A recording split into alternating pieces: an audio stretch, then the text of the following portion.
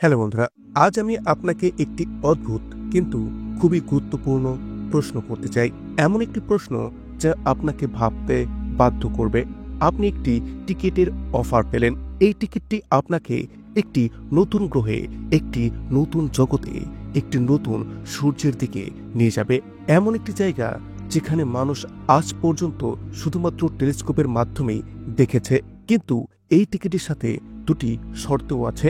প্রথম শর্ত, এই যাত্রা হবে 800 বছরের দীর্ঘ, এবং দ্বিতীয় শর্ত, এটি একটি ওয়ান ওয়ে টিকিট হবে।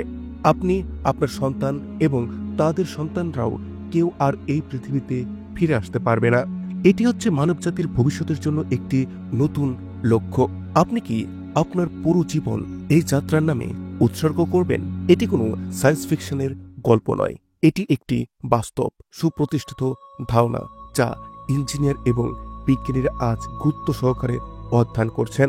এটি মানবজাতির জন্য এখনো পর্যন্ত সবথেকে বড়, সবথেকে উচ্চবিলাসী এবং সবথেকে বিতর্কিত মিশন হতে পারে। তাই আপনার সিট বেল্ট বেঁধে নিন, কারণ আজ আমরা এমন একটি যাত্রায় যাচ্ছি যা সময় এবং স্থানকে অতিক্রম করে যায়। এটি হলো মিশন কাইসেলিসের গল্প, মানবজাতির প্ল্যান বি। তো এইখানে আসে একটি বড় প্রশ্ন, এত বড় একটি মিশনের গন্তব্য কোথায়? তো এর উত্তর হলো আলফা সেন্টারি। আলফা সেন্টারি হলো আমাদের সবথেকে কাছের স্টার সিস্টেম। এটি আমাদের পৃথিবীর থেকে প্রায় 41.3 ট্রিলিয়ন কিলোমিটার দূরে আছে। মহাবিশ্বের দ্রুততম জিনিস আলো সেখানে পৌঁছাতে 4 বছরের সময় নিয়ে নেয়। এখন মজার ব্যাপার হলো, আলফা সেন্টারি কোনো একক তারা নয়, এটি একটি ট্রিপল স্টার সিস্টেম। অর্থাৎ এইখানে একটি নয়, দুটি নয়, তিনটি সূর্য আছে। এই স্টার সিস্টেমের কেন্দ্রে রয়েছে দুটি তারা যারা মহাকর্ষের বাঁধনে বাধা আছে এবং একে অপরের চারপাশে ঘোরাঘুরি করে, ঠিক যেন কোনো মহাজাগতিক দম্পতি। আলফা সেন্টারি এ, আপনি এটিকে আমাদের সূর্যের বড় দাদা ভাবতে পারেন। এটিও আমাদের সূর্যের মতো একটি জি টাইপ স্টার, হলুদ সাদা রঙের, তবে একটু বড় এবং একটু বেশি উজ্জ্বল। এরপর আলফা সেন্টারি বি, এটি আমাদের সূর্যের ছোট ভাই। এটি একটি কে টাইপ স্টার, একটু ছোট, একটু শীতল এবং এর রং কিছুটা কমলা।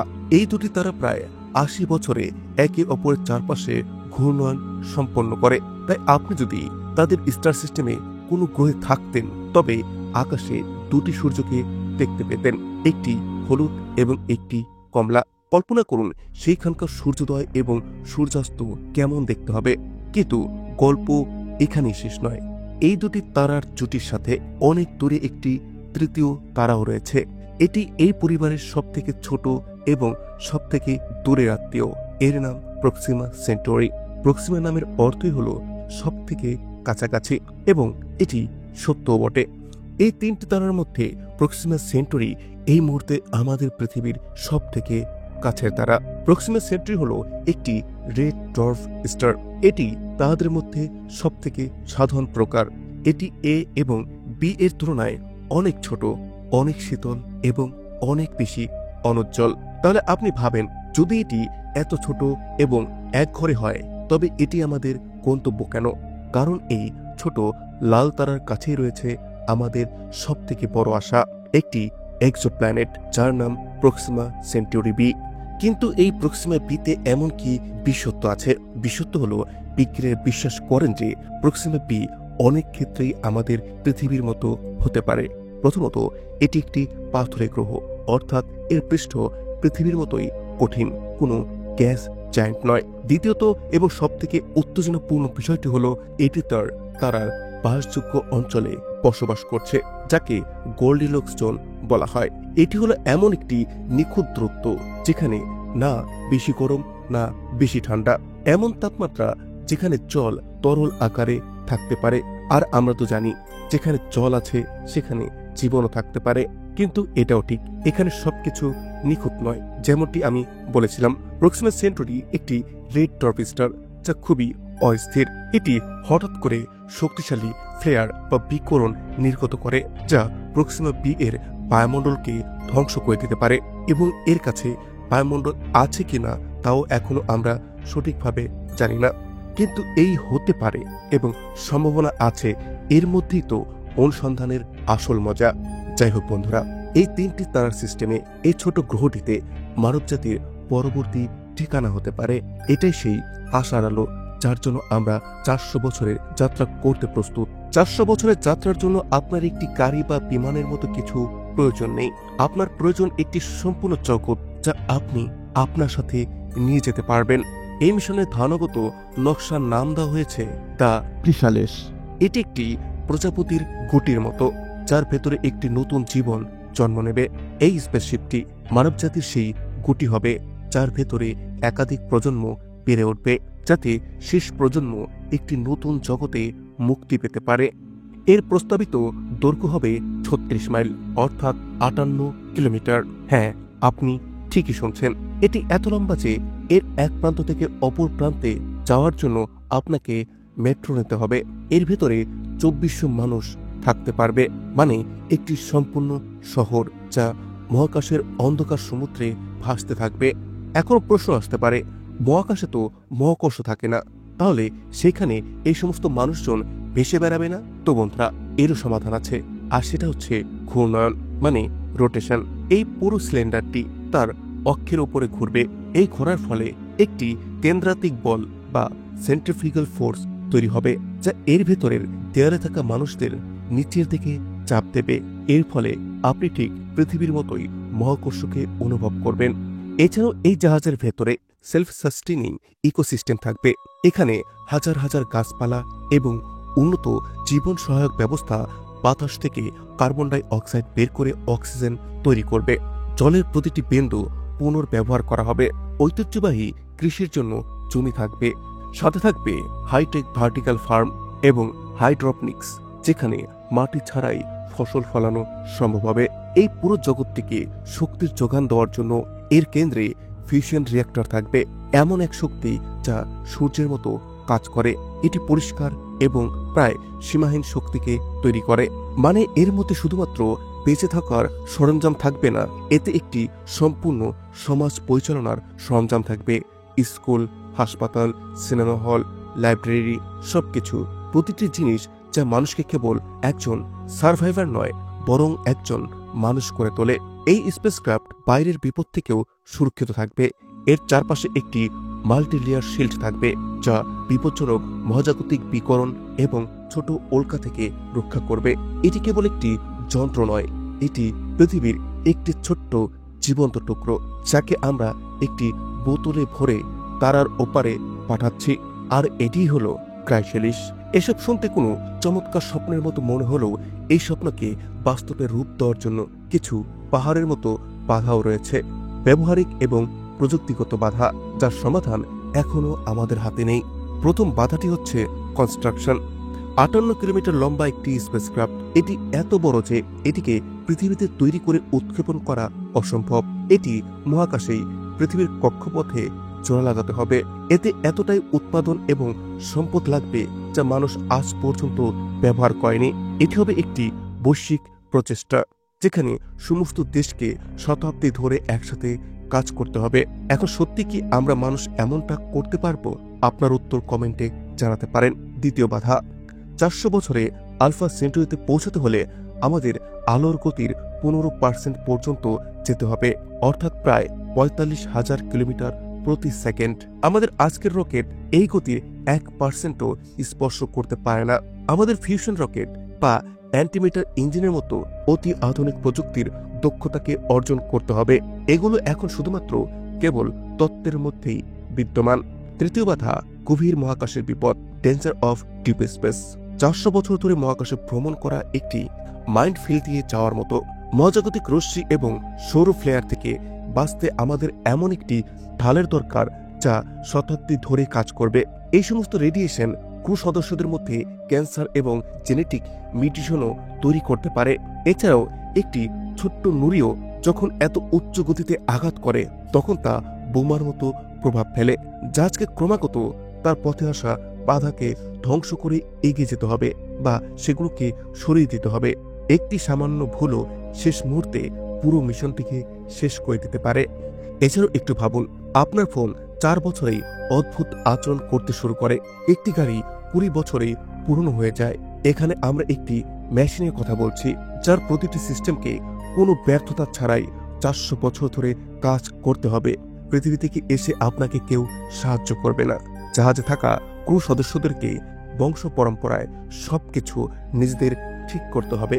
একটি ছোট্ট পাম্প নষ্ট হওয়ার অর্থ হতে পারে সম্পূর্ণ বাস্তুতন্ত্রের পতন। এই বাধাগুলো এত বড় যে এগুলো সমাধান করতে হয়তো 100 বছরের বেশি সময় লেগে যাবে, কিন্তু মানবজাতির ইতিহাস সাক্ষী আছে আমরা অসুবিধার কাছে হার মানতে রাজি নই। এছাড়া বন্ধুরা, এই মিশনটি শুধুমাত্র বিজ্ঞানীদের যে প্রযুক্তির উন্নয়নকে দেখানো এটা কিন্তু নয়, সেই সাথে এটা একটি টিকে থাকারও মিশন। এই মিশনটি যদি সফল হয় তাহলে মানুষের সবথেকে বড় সুবিধা হবে টিকে থাকতে। এই মহাবিশ্বে আমরা যতদূর জানি পৃথিবী একমাত্র জায়গা যেখানে জীবন আছে, যেখানে চেতনা মানে কনসিয়াসনেস আছে। এমন একটি প্রজাতি যা মহাবিশ্ব সম্পর্কে ভাবতে পারে এবং প্রশ্ন করতে পারে। যদি আমরা একটি উল্কাপিণ্ডের আঘাতে বা পারমাণবিক যুদ্ধে ধ্বংস হয়ে যাই তবে হয়তো মহাবিশ্ব চিরতরে নীরব হয়ে যাবে। এই মিশনের সমর্থকরা বলবেন যে এই চেতনার আগুনকে নিভতে না দেওয়া, এটিকে অন্য তারার কাছে ছড়িয়ে দেওয়া আমাদের একটি মহাজাগতিক কর্তব্য। এখন আমরা কিছু অসুবিধার কথাও জানার চেষ্টা করব। তো বন্ধুরা, এই মিশনের জন্য প্রথম যে প্রজন্ম রাজি হবে তা তো স্বেচ্ছাসেবী হবে, কিন্তু তাদের সন্তানরা কি হবে? তাদেরকে তো কেউ জিজ্ঞাসা করেনি। তাদের একটি ধাতব টিউবের মধ্যে জন্ম দেওয়া হবে, এমন একটি জীবনযাপনের জন্য যা তাদের ওপরে চাপিয়ে দেওয়া হয়েছে। তাদের কোনো পছন্দের স্বাধীনতা থাকবে না। তাদের পুরো জীবনটা হবে একটি পরীক্ষা। এটি কি তাদের মৌলিক মানব অধিকারের লঙ্ঘন নয়? এটি কি নৈতিকভাবে ভালো? সত্যি অর্থে এর কোনো সহজ উত্তর আমার কাছে নেই। আপনার কাছে থাকলে আপনি অবশ্যই আমাকে কমেন্টে জানাতে পারেন। এছাড়াও এটি মানবজাতিকে একটি রিসেট বাটন চাপার সুযোগ দেয়, আমাদের সমস্ত ভুল পেছনে ফেলে একটি নতুন শুরু, উন্নত সমাজ গড়ার সুযোগ, এমন একটি জগৎ যেখানে সবাই সমান, যেখানে উদ্দেশ্য শুধু এগিয়ে চলা, একটি ইউটোপিয়া হওয়ার সুযোগ। অপরদিকে এই মিশনের জন্য মানসিক ক্ষয়ক্ষতিও হবে। মানুষ কি সত্যি ইউটোপিয়া হওয়ার জন্য তৈরি? 400 বছর ধরে একটি জায়গায় বন্ধ থাকার পর মানসিক প্রভাব কি হবে? মানুষ তখন বদ্ধস্থানভীত হয়ে যাবে, বিষণ্ণতায় ভুগবে, প্রজন্মগুলোর মধ্যে সংঘাত হতে পারে। ভাবুন, যদি 200 বছর পর ক্রু সদস্যদের একটি অংশ বিদ্রোহ করে বসে, যদি তারা মিশনটিকে এগিয়ে নিয়ে যেতে অস্বীকার করে, তখন একটি ছোট্ট সামাজিক সমস্যা পুরো জাহাজটিকে গৃহযুদ্ধে ঠেলে দিতে পারে। মানুষের যে প্রকৃতি সেটাকে 400 বছর ধরে নিয়ন্ত্রণে রাখা সম্ভবত এটি প্রযুক্তি তৈরির থেকেও অধিক বেশি কঠিন কাজ। এই মিশনটি শেষ পর্যন্ত একটি প্রশ্নে এসেই থেমে যায়, প্রজাতির কল্যাণ বেশি গুরুত্বপূর্ণ নাকি একজন ব্যক্তির স্বাধীনতা, এবং কি এর উত্তর প্রত্যেকের জন্যই আলাদা হবে। ঠিক আছে, এই মিশনটি হয়তো আগামী 100 থেকে 200 বছরের মধ্যে চালু হবে না, তাহলে আজ আমরা কেন এটিকে নিয়ে কথা বলছি? কেন এটি এখন গুরুত্বপূর্ণ? কারণ এই ধরনের চ্যালেঞ্জগুলো আমাদের এগিয়ে নিয়ে যাওয়ার জন্য উৎসাহিত করে। এছাড়াও চাঁদে যাওয়ার জন্য যে প্রযুক্তি আমরা তৈরি করেছিলাম, যেমন জিপিএস, মাইক্রোচিপস, মেডিকেল সেন্সর, তা আজ পর্যন্ত আমাদের দৈনন্দিন জীবনের একটি অংশ। তেমনি ট্রাইসেলিয়াসের মতো মিশনের জন্য আমাদের এমন প্রযুক্তি তৈরি করতে হবে যা আজকে আমাদের সায়েন্স ফিকশন মনে হবে। সীমাহীন গ্রিন এনার্জি, নিখুঁত পুনর্ব্যবহার ব্যবস্থা, উন্নত এআই, নতুন ঔষধ, এই সমস্ত জিনিস এই মিশনের পার্শ্ব প্রতিক্রিয়া হিসেবে তৈরি হবে এবং পৃথিবীতে আমাদের সকলের জীবনকে উন্নত করবে। এছাড়াও এত বড় একটি মিশন কোনো দেশ একা করতে পারবে না, এটি পুরো বিশ্বকে একসাথে করতে হবে। এটি আমাদের নিজেদের মধ্যকার লড়াইকে ভুলে একটি সাধারণ লক্ষ্যের জন্য কাজ করতে শেখাতে পারে। এটি মানবজাতিকে আমেরিকা, ভারত বা চাইনিজ হিসেবে নয়, বরং আর্থলিংস হিসেবে ভাবতে শেখাতে পারে। এটি আমাদেরকে অনুপ্রাণিত করে, এটি আমাদের মনে করিয়ে দেয় যে আমরা ছোট ছোট জিনিসের চেয়ে অনেক বড়। যখন আমরা তারা নিয়ে ভাবি তখন আমরা আমাদের পৃথিবীর মূল্যকে বুঝতে পারি। এই নীল মুক্তটি কত মূল্যবান। এই মিশনটি আমাদের আয়না দেখায় যে আমাদের এই বাড়িকে বাঁচাতে হবে এবং একই সাথে এগিয়ে যাওয়ার স্বপ্ন দেখতে হবে। এই মিশনটি আমাদের আরো ভালো মানুষ করে তোলে, এটি আমাদের ভবিষ্যৎ নিয়ে ভাবতে শেখায় এবং একই সাথে আমাদের আসন্ন প্রজন্ম নিয়েও ভাবতে শেখায়। তো বন্ধুরা, এই মিশন ছিল ক্রাইসালিসের গল্প। এটি 400 বছরের যাত্রা যা বিজ্ঞান, দর্শন, নীতিশাস্ত্র এবং মানুষের সাহসের প্রতিটি সীমাকে চ্যালেঞ্জ করে। এটি এমন একটি গল্প যার প্রথম অধ্যায় ত্যাগ দিয়ে লেখা হবে এবং শেষ অধ্যায় নতুন একটি আশা দিয়ে। এখানে একটি প্রজন্ম যাত্রা শুরু করবে এবং অন্য আরও একটি প্রজন্ম তার গন্তব্যে পৌঁছাবে। এই মিশন এক কথায় প্রমাণ করে যে মানুষের স্বপ্ন কত বড় হতে পারে, যে আমরা যখন একসাথে কাজ করি তখন কিছুই অসম্ভব নয়। তা সমুদ্র পাড়ি দেওয়া হোক, চাঁদে পা রাখাই হোক, বা তাহাদেরকে নিজের ঘর বানানোই হোক। তো এখন আমি শেষবারের মতো একটি প্রশ্ন করছি। সমস্ত ভালো মন্দ, সমস্ত বিপদ এবং সমস্ত আশা শোনার পর যদি আপনি সেই প্রথম প্রজন্মের অংশ হওয়ার সুযোগ পান, একটি নতুন বিশ্ব করার জন্য একটি ওয়ান ওয়ে টিকিট, তাহলে আপনার উত্তর কি হবে, হ্যাঁ নাকি না? আপনার উত্তর এবং এর পেছনের কারণ নিয়ে কমেন্টে অবশ্যই আমাকে জানাবেন। আপনাদের সকলের দৃষ্টিকোণকে পড়তে আমার খুবই ভালো লাগে। যদি আপনার এই মহাজাগতিক যাত্রা পছন্দ হয় তাহলে অবশ্যই ভিডিওটিকে লাইক করুন, সেই সাথে ভিডিওটিকে আপনার বন্ধু এবং পরিবারের সাথে শেয়ার করুন। আর সেই সাথে এই ধরনের সব ইনফরমেটিভ ভিডিওর জন্য আমার এই চ্যানেলটিকে সাবস্ক্রাইব করে বেল আইকনে ক্লিক করুন। Thanks for watching, take care, bye by.